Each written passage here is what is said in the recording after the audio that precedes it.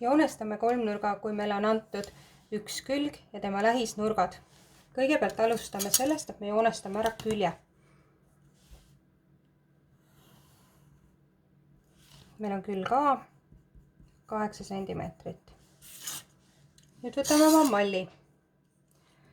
Ühest külje otsast mõõdame ilusasti 40 kraadi ja ühendame ära.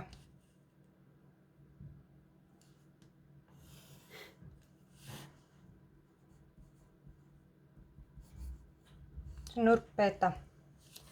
Teisest mõõdame teise nurga 50 kraadi.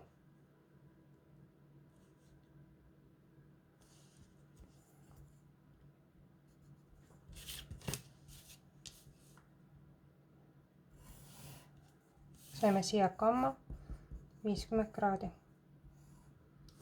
Seal, kus meie kiired kokku saavad, seal on kolmnurga kolmas tipp.